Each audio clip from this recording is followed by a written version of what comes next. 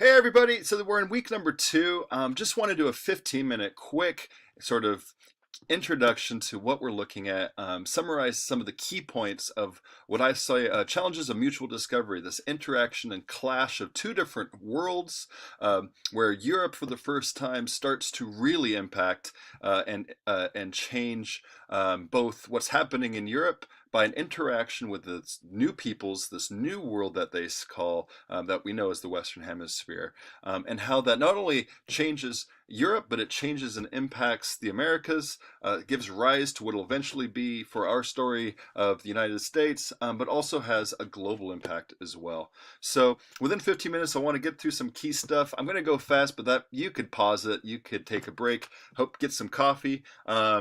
And and just and do it on your time in the comfort of your home in your pajamas, eating Cheetos or whatever you're doing, whatever you kids do these days. What I want to make sure and understand is that if you're a fan of the show Vikings or any of that stuff, it's important to give credit and show the silences again of history, of a story of these peoples in the north of Europe, these Scandinavian seafaring people that we know went to the Americas long before Columbus. And they had civilizations and they interacted. But, we have civilizations in Newfoundland. That's important from the 11th century that we have both writings of and we have archaeological remnants of, and stories even of the American peoples who talk about it. But, for a greater story, for more sort of connected to this, is how much impact they had in the world is limited, really. Compared to what happens after 1492. So again, what I talked about a little bit in the last video and what's kind of alluding to here is this idea of world system of exchanges that occur, the Americas creating their own system of exchange. Throughout Eurasia, Africa, they're creating their other systems of exchange, and these things I made, these little circles, kind of show the interaction of exchanges.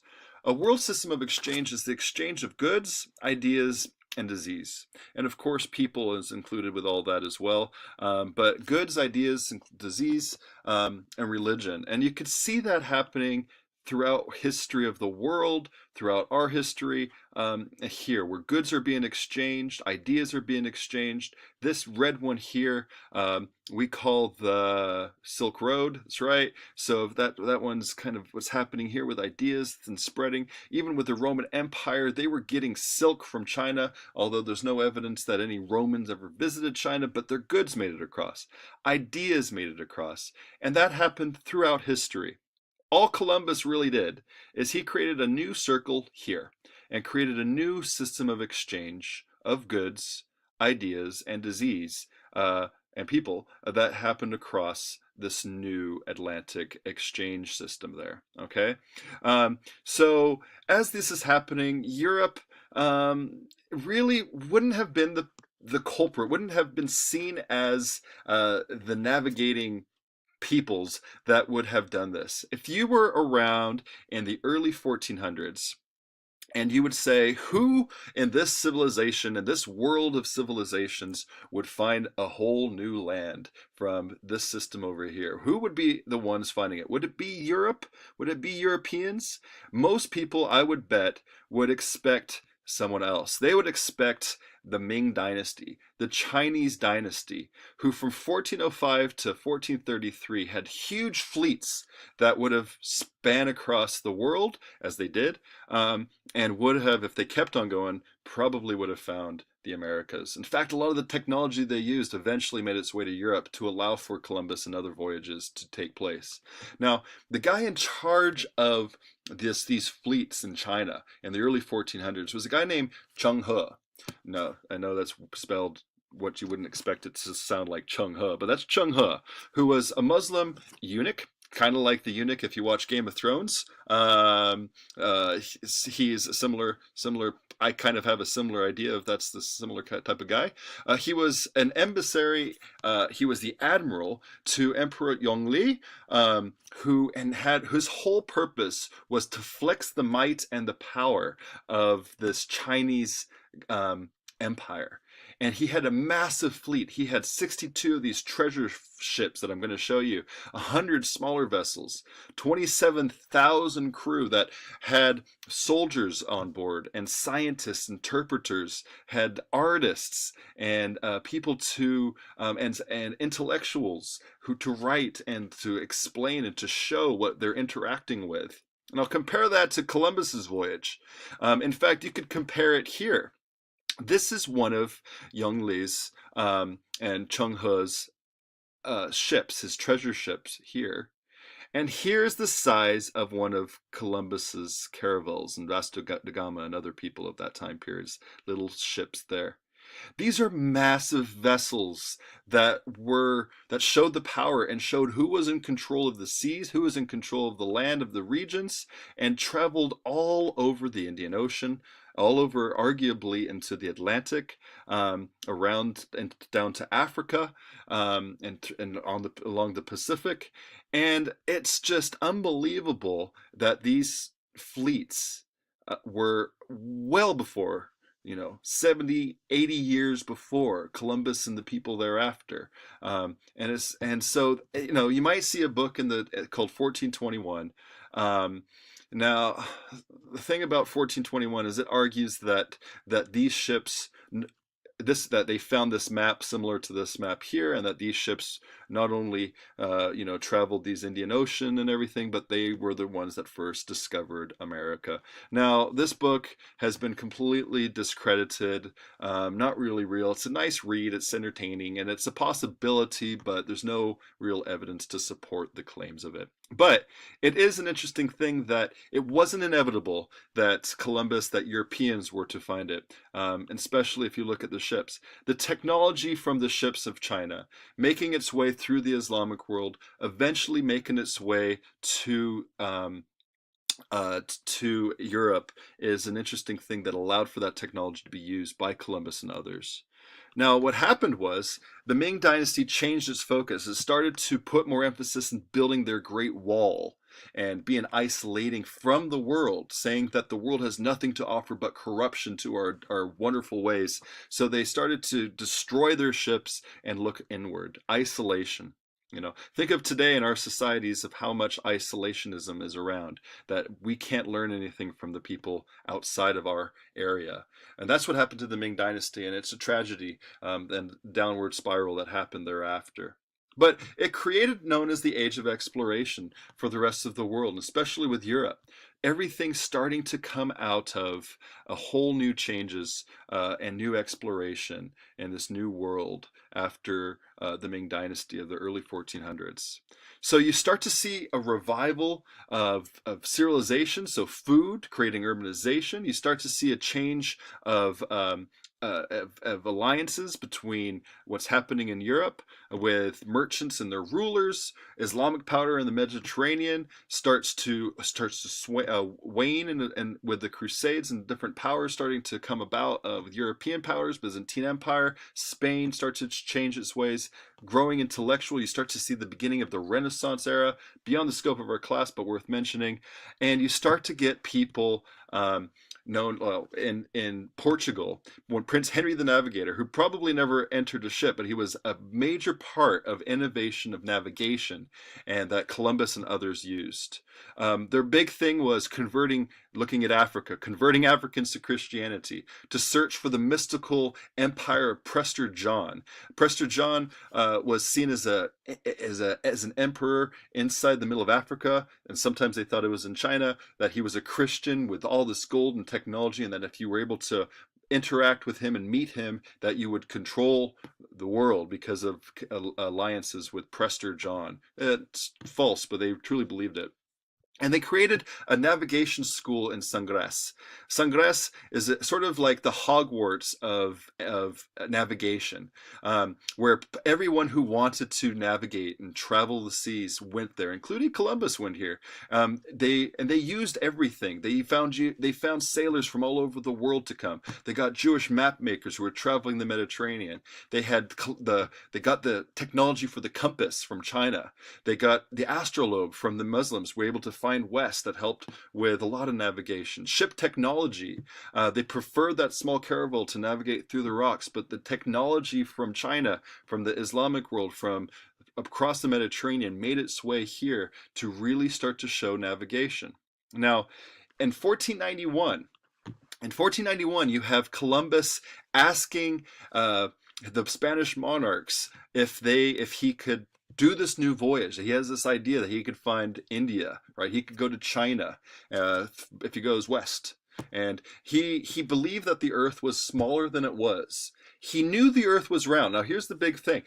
Columbus and the people in the 1400s believed and knew the world was round. Not many flatlanders, flat worlders views in 1492. They believed the world was round. In fact, Ptolemy from the 2nd century believed the world was round. And they used Ptolemy's technology and ideas a lot.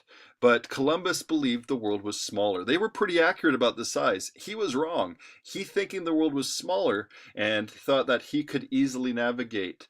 Now, if there wasn't a Western Hemisphere, he would have surely died. He would have ran out of food long before because the world was larger than he had thought. Now, here's the interesting thing that's worth mentioning. During this time period, the King Ferdinand and Isabella were not interested in this sort of thing. All their money had to be used in what's called the Reconquista, reconquering of Spain. And their empires of Castile and Aragon, which united both these with Queen Isabella and Ferdinand, united these two to destroy, to try to kick out last efforts of the Islamic Empire, Al-Andalus. So this Spain was Al-Andalus was controlled by the Muslims from 711 onward until 1491. 1491, Ferdinand and Isabella is able to do the last conquering of the Islamic dominance in southern Spain, Al-Andalus for the Muslim world.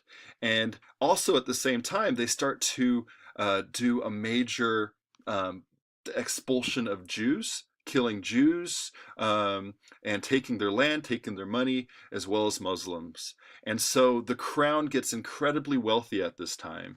And then Columbus is very smart. After the expulsion of the Muslims, after the expulsion of the Jews, he comes back to Ferdinand and Isabella and says, what about this plan to go try to find a new journey to China? It is after, with the money of the expelled and killed Jews, with the expelled and killed Muslims, that they're able to give Columbus the money. The gamble is worth it now. They have a surplus of funds to allow him to do his stupid voyage that many people navigators and people of the time thought he was completely off because he thought the world was smaller. It was never gonna work. But so he tried it anyway, and the story, the rest is history. Able to eventually travel, thought he found, India, talking with the Indians, thought he made it his way to China. Till his dying day, he believed that he did not find a new continent, that he did not find the Western Hemisphere, but he did indeed find India. He did indeed find China. He was convinced of that. Now, that is a quick story of the whole thing. Thereafter, one important thing to keep in mind is the Treaty of Tordesillas in 1494. With the blessing of the Pope and the collaboration of Spain and Portugal, a treaty was made that was allowed to split the world, basically, and not knowing that this was all here. They just were able to conquer a few little areas, but they were sure that there was something beyond it, hoping and gambling. And they were able to make this line, a split, saying everything to the left, everything west of this line of Treaty of Tordesillas, this demarcation, would be Spain's dominance, and everything east would be the dominance of Portugal. There's another Treaty of Saragossa in 1529 that does a different line eastward. But that's a very interesting thing that still has this lasting influence today. Because where in the Americas is Portuguese a main language? That's right, in Brazil. And if you see the demarcation line, that is where Portugal's influence is, and the rest is with Spanish influence. So the Treaty of Tordesillas in 1494 has its lasting effects. It does sort of show where Portuguese is going to put their influence, Spain's going to do the rest of theirs, and starts to spread its wings to create something new. So after Columbus, everything changes, right? The world is seen differently on both sides of the Treaty of Tordesillas, if you will, on the Western Hemisphere and the rest of Eurasia, right? Not just Europe is affected, but as you'll see, and you'll read in the textbook, also China. Actually, most of the silver coming out of South America makes its way to China. That's where a lot of the goods and everyone's trying to get to in the first place, and they're able to connect with other journeys around Africa and Magellan's circumnavigating the globe, which was a complete disaster for him and all his crew. Um, but the money was making its way to China, where they originally were trying to get it in the first place. Now, the process and the world system of exchange that we talked about is what we also, the textbook calls the Columbian Exchange. The Columbian Exchange is a transfer of biological exchange of people, of food, of diseases, of animals, all these things that starts to exchange back and forth. Now you can see on this map here of what's happening. Think of all the things coming out of the Americas and how they affect the global food that we eat. Think of ethnic foods. Think of Indian food. Think of Chinese cuisine. Think of course, potatoes, and think of all kinds of other things that start to affect the world. There's a book that talks about how the potato just revolutionized and changed the world with so much packed nutrients and calories in this little tiny vegetable, this little tiny, whatever, um, uh, this root, that it's able to just change the life expectancy and the height of people. And the Middle Ages, you start to see people grow in this Renaissance time period of the early modern era. But think of also disease, and which diseases are going one direction and which diseases are going back. I don't think it has syphilis on here, but syphilis playing a major role. So we're going to look at how that happens and interacts. With this week too, chapter 2, you're going to start to see that our discussion is going to look at 2 different books. Now, I took a picture of this very creepily. I went into a bookstore and showed that history is a major thing that people like to read. There's lots of popular history books. Here's 2 history books called 1491 by Charles Mann, and Guns, Germs, and Steel. It's been around for a little while now, by Jared Diamond. That's Pulitzer Prize winning books. These are very important books that people have loved, pulp historians, people that like history, but also academically have seen these in a favorable light. But it shows the difference. It shows they're both trying to get historical accurate of what's happening before 1492 with 1491, and also Guns, Germs, and Steel, sort of showing how societies have flourished with the technology and the biological exchange and the environment around them with Jared Diamond. And they're both trying to explain the fundamental question of why did Americas, why were they dominated with relative ease after after Europeans started to come into this land, right? So all of a sudden you have Europe, you have these people, you have Cortez, you have here we go. We have different regions of Spanish influence starting to be dominated, and pretty darn quickly. If you think about it, why did that happen? I mean, we just looked at how the Americas had such incredible technology. They had these vast empires. How did so few Europeans come to dominate all that?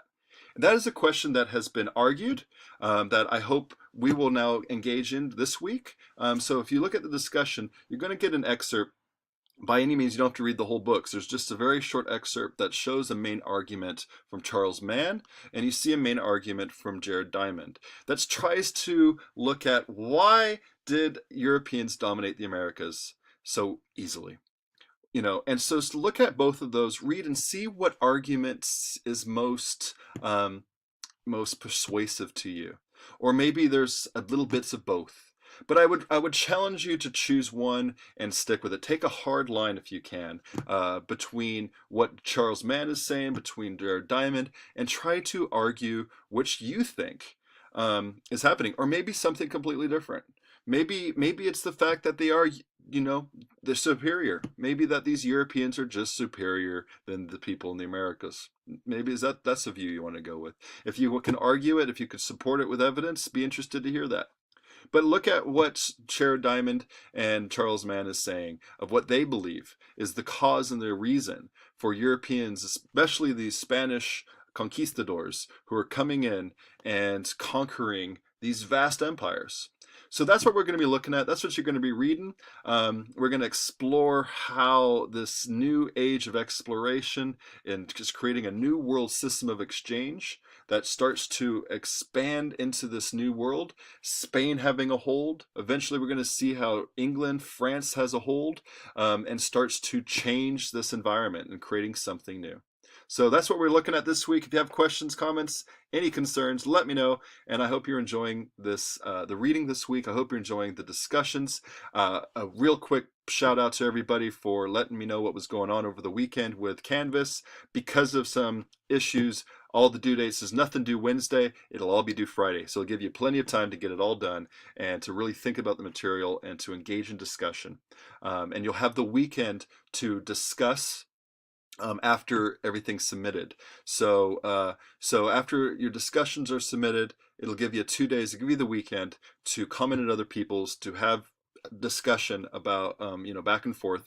I do give extra credit if you spend a lot of time on engaging. If it's obvious that you're spending time in discussing more than just one post, I do keep that in mind and try to give a little extra points for doing so. Okay, spending your time and really engaging material, you should be rewarded for that. That's really good. So enjoy this class. Let me know if you have any questions, and we will chat soon.